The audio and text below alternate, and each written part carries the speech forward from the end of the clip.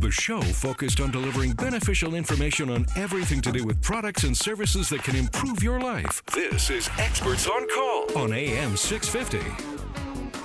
Talking Pets with Phil Moriarty, the owner of the BC Canine Training Center at the foot of number 3 Road on the river in Richmond. Phil, we were talking before the break about training techniques and that sort of thing. And I mentioned during the break, because I watch the noon hour television shows, and because once a week on all the stations, somebody from the Humane Society or the SPCA shows up, and they've got a dog or a cat or a gerbil or whatever, and it's the pet du jour. And this person is just displaying this generally very attractive animal for all of us to see and keep us thinking about adopting. And I notice when the SPCA people are there with the animals on set, they've got a big fistful of food, and all they're doing is just giving little bite-sized little treats to that animal for the whole time, while the representative is having a very informed conversation about animals and adoption and spaying and neutering. They're feeding the dog on the side just to keep the dog calm, because the dog generally has only been with them for a day or two, and nobody knows anybody. I think they do a fantastic job of keeping the dogs sort of cool on TV, but that's not a training technique that you're fond of in terms of a method to accomplish an actual training regimen with a dog, is it? Well, not for training, but for the purposes that they're on TV. It's perfect. Absolutely perfect. Yeah. Yeah. Food is a great motivator. Sure. And if you've got an unfamiliar dog that really isn't familiar with you either, and it's amongst a whole bunch of people that have a whole bunch of lights and wires and other things going on around it. And they all want to play with you. And moving parts, yeah, and hot, even hot lights. Yes. It's a great way to keep the dogs from keep them pacified. Absolutely. But as a training method, it's obedience for obedience's sake, not reward's sake. The reward is good dog. Yeah. Right? Yeah. Because, if you're feeding the dog all the time that you're trying to train it, and again, I want that separation between what we just talked about, the TV thing. Sure, of course. And what the training is. If the motivation is always the food, then that's what the dog focuses on. Right. And the dog needs to go past that there's a much stronger dynamic than even the food would mean, and that dynamic has to be trust, and you can't get a dog's trust unless you're dominant to it. Sure.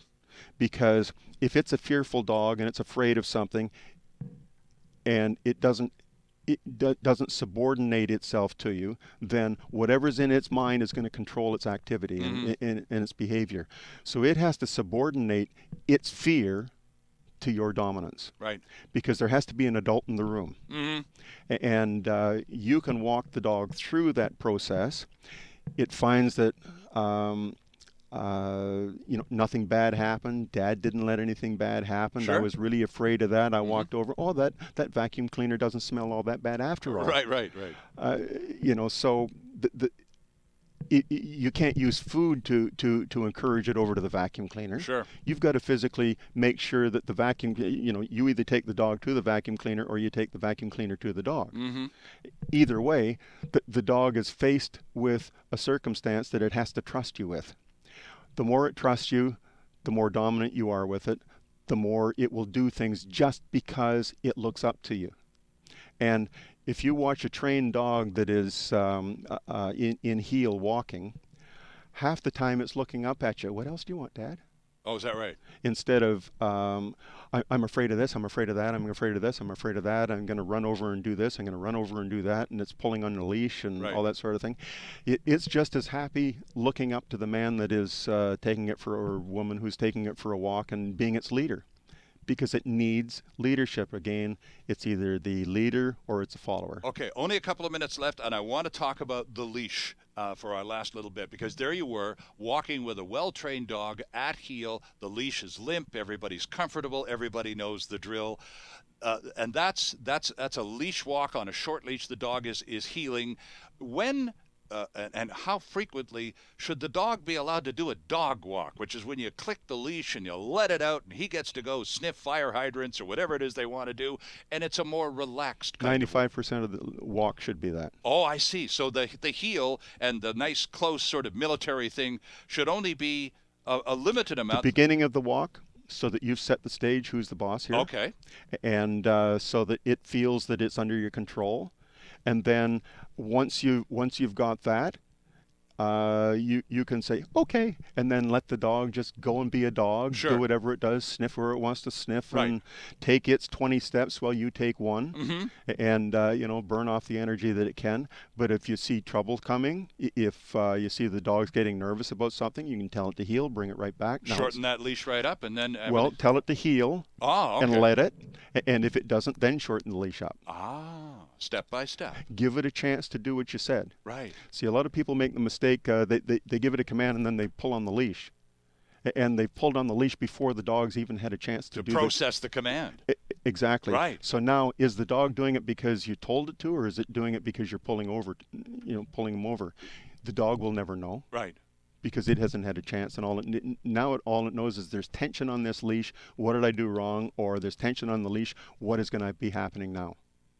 Right? So give the dog loose leash, give the dog a chance to respond to you. Interesting stuff. Phil Moriarty is the owner of the BC Canine Training Center, and now that we're into the summer season, you've got the waiting list already. It's already long, isn't it? Oh, yeah. But, if you'd like to get involved and you'd like to get that dog trained up over the summer in either the 1 or the 2-week programs, how much in advance, Phil, if we're going away in August and we'd like to do maybe a week of boarding and a week of training and all of that, what kind of notice should we be prepared to give you to fit in with a spot in August? We should have a month anyway. Oh, at least a month's notice. Yeah. Okay, so I'll factor that into your plans.